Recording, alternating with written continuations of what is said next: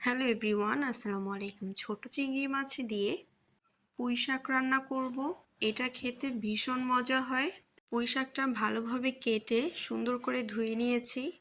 শাকগুলো কিন্তু ভালোভাবে ধুয়ে নিতে হবে, না হলে কিন্তু শাকগুলোতে বালু বালু থেকে যাবে।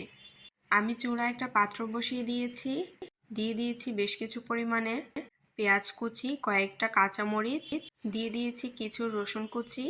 এখন তেল দিয়ে নেড়েচেড়ে একটু ভেজে নিচ্ছি। দিয়ে দিয়েছি স্বাদ মতো লবণ। লবণটা আগে দিয়েছি যাতে পেঁয়াজ রসুনটা তাড়াতাড়ি নরম হয়ে আসে। এখন দিয়ে দিয়েছি কেটে ধুয়ে রাখা আলু। ছোট চিংড়ি দিয়ে পুঁই শাক রান্না কিন্তু খুবই সহজ এবং খেতেও বেশ মজা। আলুটা দিয়ে আমি ভালোভাবে একটু নেড়েচেড়ে মিশিয়ে নিয়েছি। এখন দিয়ে দিলাম ছোট চিংড়ি মাছ। চিংড়ি মাছগুলো দিয়ে একটু ভালোভাবে ভেজে নিতে হবে। দিয়ে দিচ্ছি পরিমাণ মতো আদা রসুন বাটা, নেড়েচেড়ে একটু মিশিয়ে দিচ্ছি যাতে নিচে লেগে না যায়, তাই এখন দিয়ে দিয়েছি অল্প একটু পানি দিয়ে এখন আমি মশলাগুলোকে দিয়ে দিব। প্রথমে দিয়ে দিচ্ছি হলুদের গুঁড়া, মরিচের গুঁড়া, ধনিয়ার গুঁড়া দিয়ে দিলাম।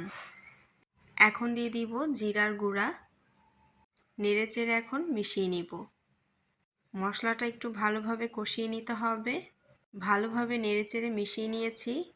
কিছুক্ষণ আমি ঢেকে মশলাটাকে ভালোভাবে কষিয়ে নিয়েছি। দেখতেই পারছেন উপরে কিন্তু তেল ভেসে উঠেছে আর কালারটাও কিন্তু খুব সুন্দর এসেছে। এখন দিয়ে দিলাম কেটে ধুয়ে রাখা পুঁই শাকগুলো দিয়ে আমি আবারও ঢেকে রেখেছি, কারণ দিয়ে দেওয়ার পরে কিন্তু ভালোভাবে নেড়েচেড়ে নেওয়া যাবে না। তাই 5 থেকে 7 মিনিট পরে এখন আমি একটু নেড়েচেড়ে মিশিয়ে দিচ্ছি। এই পর্যায়ে আপনারা ঢেকেও রাখতে পারেন বা না ঢেকেও কিন্তু রান্নাটা করে নিতে পারবেন। দিয়ে দিব পরিমাণ মতো পানিটা দিয়ে আমি আবার একটু ঢেকে দিচ্ছি। ঢেকে না দিলেই বেশি ভালো হয়, কারণ শাক যত ঢেকে রান্না করা হয় কালারটা চেঞ্জ হয়ে আসে। আপনারা চাইলে কিন্তু ঢাকনা না দিয়েও রান্নাটা করে নিতে পারবেন, এতে করে কিন্তু শাকের খুব সুন্দর একটা সবুজ সবুজ কালার থাকবে। আমি ঢাকনা খুলে ভালোভাবে এখন নেড়েচেড়ে একটু মিশিয়ে দিচ্ছি। পুঁই শাক যত ভালোভাবে নেড়েচেড়ে মিশিয়ে দিবেন খেতেও কিন্তু খুব বেশি ভালো লাগবে।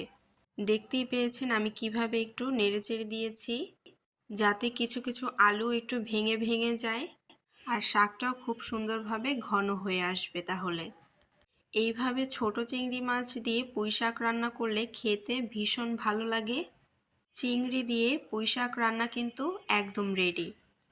সবাই ভালো থাকবেন। নতুন ভিডিও নিয়ে আবার চলে আসবো। বাই।